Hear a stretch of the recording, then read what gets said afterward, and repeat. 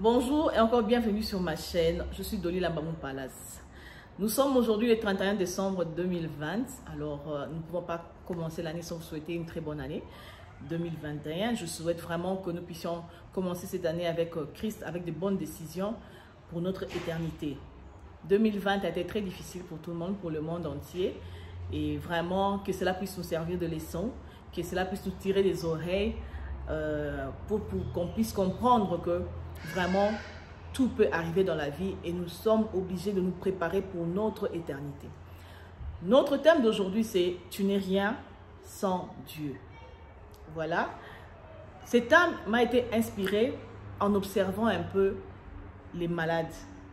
Si vous allez dans des hôpitaux, vous pouvez demander aux médecins de vous expliquer comment ça se fait que deux malades avec le même cliché clinique, l'un meurt et l'un reste en vie. Vraiment, c'est là, je ne sais pas comment vous l'expliquer. Ils vont vous dire, ok, la physiologie, il n'y a plus d'oxygène. Mais moi, j'aimerais vous dire que la vie est déterminée par Dieu. Nous allons lire dans Matthieu 6, je vais lire, 6, 27. Qui de vous, par ses inquiétudes, peut ajouter une coudée à sa vie? Cela vraiment nous montre que c'est Dieu qui tient la vie. Un malade peut mourir parce qu'il manque d'oxygène. L'autre reste en vie. Mais en réalité, est-ce que c'est vraiment l'oxygène qui te garde en vie? Ou bien c'est le souffle de vie que Dieu donne? Nous avons vu avec Ézéchias. Ézéchias devait mourir, mais Dieu lui a ajouté des jours lorsqu'il a pleuré vers Dieu. Je connais des gens, il y a des mannequins avec oxygène. Ces mannequins servent d'entraînement pour les stagiaires. Mais est-ce que ces mannequins qui sont oxygénés sont-ils en vie? Est-ce que ces mannequins peuvent s'élever et dire « je vais au marché », peuvent faire des projets, mais ils sont oxygénés? Voilà ce qui m'a inspiré à dire vraiment que tu n'es rien sans Dieu. Quelle que soit ton intelligence, quel que soit ton succès, sans le souffle de vie, tu n'es rien. Donc, quelqu'un peut être dans un état critique, où il n'y a plus d'espoir. Mais tant que le souffle de vie n'a pas quitté son corps, cette personne reste en vie. Même si la saturation de sang baisse, on dit que non, cette personne, il n'y a plus d'oxygène. Si le souffle de vie n'a pas encore quitté ce corps-là, la personne restera en vie.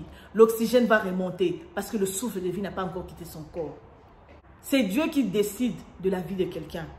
Voilà pourquoi nous devons être humbles devant celui qui a ta vie en main. Il a nos vies entre ses mains. Voilà pourquoi il faut qu'on soit humble. Voilà pourquoi nous devons coopérer avec Dieu. Nous devons actuellement être tout le temps auprès de lui. Sans faire to beg him, comme le supplier, l'adorer. Disons, nous devons faire un effort to make him happy, qu'il soit toujours content, pour qu'il nous garde aussi en vie.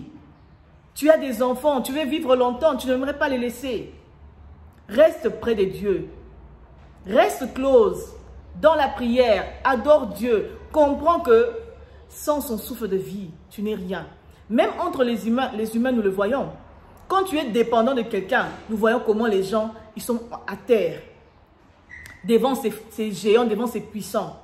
Parce qu'ils savent que je suis faible, je dépends de cette personne-là. J'ai besoin de cette personne-là. Et nous avons besoin du souffle de vie pour achieve nos plans, pour achieve ce que nous voulons, nos projets. Pour voir nos enfants grandir, nos grands-enfants. Nous avons besoin du souffle de vie. Alors, bien-aimés, il faudrait vraiment qu'on soit près de Dieu, qu'on soit à ses pieds, qu'on puisse l'adorer, lui faire plaisir à tout moment pour qu'il puisse nous garder encore avec, disons, nous donner son souffle de vie qui est vraiment différent de l'oxygène. J'ai évoqué le mannequin oxygéné pour qu'on puisse comprendre que l'oxygène et le souffle de vie sont deux choses différentes. Dieu, lorsqu'il a créé Adam, il a soufflé. La Bible dit il a soufflé dans Adam. Donc Adam était un mannequin. Pour que l'oxygène puisse fonctionner, pour que quelqu'un devienne réel, il faut le souffle de vie. Ces mannequins oxygénés ne peuvent pas réfléchir. Ce mannequin oxygéné ne peut pas marcher de lui-même. Il lui manque le souffle de vie. Alors, reconnaissons que aujourd'hui, nous devons savoir que sans le souffle de vie, sans Dieu qui est l'auteur du souffle de vie, nous ne sommes rien. Nous lui devons tout. Nous lui devons tout, alors tout dans notre vie. Donnons à Dieu l'espace dans notre vie. Il est l'auteur de ton intelligence. Il est l'auteur de ton succès. Que tu pries ou que tu ne pries pas, Dieu est l'auteur de ton succès. Dieu est l'auteur de ton argent. Il est l'auteur de ton bonheur. Sans le souffle de vie, tu ne peux pas être heureux. Tu ne vivras pas. Sans le souffle de vie, tu ne peux pas avoir des enfants. Tu ne vivras pas. Sans le souffle de vie, quelle que soit ton intelligence, tu ne pourras rien faire. Tu ne pourras rien achieve dans la vie. Voilà ce que je voulais partager aujourd'hui avec vous. Vraiment, cliquez sur le pouce pour montrer que vous avez aimé la vidéo.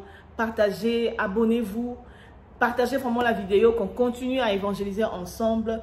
Et surtout, abonnez-vous pour qu'on puisse, pour ne pas manquer les vidéos prochaines. Que Dieu vous bénisse et que 2021, que nous puissions comprendre que sans Dieu, sans le souffle de vie, nous ne sommes rien. Restons humbles. Que Dieu nous bénisse.